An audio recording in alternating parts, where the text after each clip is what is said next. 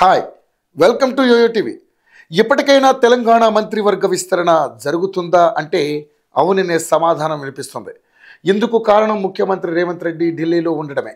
ప్రస్తుతం కేంద్ర మంత్రులతో భేటీ అవుతున్న సీఎం రేవంత్ రెడ్డి ఆ తర్వాత ఏఐసిసి పెద్దలతో సమావేశం కానున్నారు.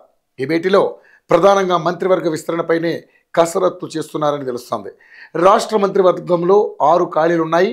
11 మంది మంత్రులతోనే ఏడాది పాలన సాగింది. మంత్రివర్గ విస్తరణ ఉంటుందని గత 6 నెలలుగా ప్రచారం సాగుతున్నా కాలేదు. కానీ ఈసారి ఖాయమని తెలుస్తోంది. ఈ నెలాఖరులోగా మంత్రివర్గ విస్తరణ ఉంటుందని మంత్రి పొంగులేటి శ్రీనివాసరెడ్డి కూడా తెలిపారు. దీంతో 6 కొత్త మంత్రుల జాబితాతోటి రేవంత్ రెడ్డి, బట్టి విక్రమార్క ఢిల్లీ నుంచి హైదరాబాద్కు వస్తారని తెలుస్తోంది. మంత్రివర్గ విస్తరణలో ప్రాంతాలు, సామాజిక సమీకరణాల ఆధారంగా కూర్పు ఉండనుందని తెలుస్తోంది. ప్రస్తుత కేబినెట్లో ఉమ్మడి ఆదిలాబాద్, నిజామాబాద్, రంగారెడ్డి, హైదరాబాద్ జిల్లాలకు చోటు లేదు. ఈసారి ఈ జిల్లాల నుంచి ప్రాతినిధ్యం కల్పిస్తారని చెబుతున్నారు. ఉమ్మడి ఆదిలాబాద్ జిల్లా నుంచి మంచిర్యాల ఎమ్మెల్యే ప్రేమ్ సాగర్ రావు, చెన్నూరు ఎమ్మెల్యే వివేక్ రేసులో ఉన్నారు. వివేక్ కోసం రేవంత్ రెడ్డి, ప్రేమ్ సాగర్ రావు కోసం బట్టి విక్రమార్క ప్రయత్నిస్తున్నారు. వివేక్ కంటే ప్రేమ్ సాగర్ రావుకే ఛాన్స్ ఉంటుందంటున్నారు. నిజామాబాద్ జిల్లా నుంచి సీఎం రేవంత్ రెడ్డి పట్టుబడుతున్న సుదర్శన్ రెడ్డికి మంత్రి పదవి ఖాయమని తెలుస్తోంది. ఉమ్మడి రంగారెడ్డి జిల్లాలో మల్రెడ్డి రంగారెడ్డికి పరిగి ఎమ్మెల్యే రామ్మోహన్ రెడ్డి మధ్య పోటీ తీవ్రంగా ఉంది. అయితే సామాజిక సమీకరణాల కూర్పు, నల్గొండ జిల్లా సమీకరణాలను బట్టి ఈ జిల్లా నుంచి అవకాశం ఉంటుందంటున్నారు. మల్రెడ్డి రంగారెడ్డికే ఎక్కువగా అవకాశాలు ఉన్నాయని రేవంత్ వర్గం చెబుతోంది. ఇక హైదరాబాద్ జిల్లా నుంచి కాంగ్రెస్ ఎమ్మెల్యే ఎవరూ లేరు.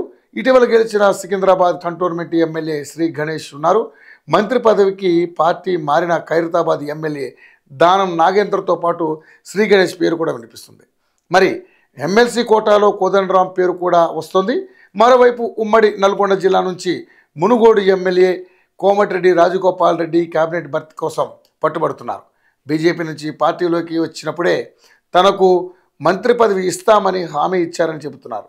భువనగిరి ఎంపీని గెలిపిస్తేనే మంత్రి పదవికి ఇస్తామని సీఎం రేవంత్ రెడ్డి తమ నేతకు హామీ ఇచ్చారని రాజగోపాల్ రెడ్డి అనుచరులు చెబుతున్నారు. అయితే నల్గొండ జిల్లా నుంచి ఇప్పటికే ఉత్తమ్, వెంకటరెడ్డి మంత్రులుగా ఉన్నారు. 3వ మంత్రి పదవి ఇవ్వడం అనేది కష్టమైతే అది రెడ్డికి ఇవ్వడం అనేది మరింత కష్టం.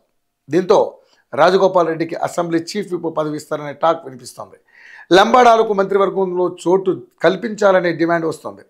ఈ కోటాలో దేవరకొండ ఎమ్మెల్యే బాలు నాయక్ రేసులో వచ్చారు.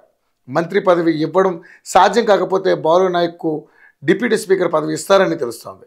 ఇవి ఎంతవరకు నిజమనేది తెలియాలంటే సీఎం రేవంత్ రెడ్డి నుండి అధికారిక ప్రకటన వచ్చే వరకు వేచి చూడాల్సిందే.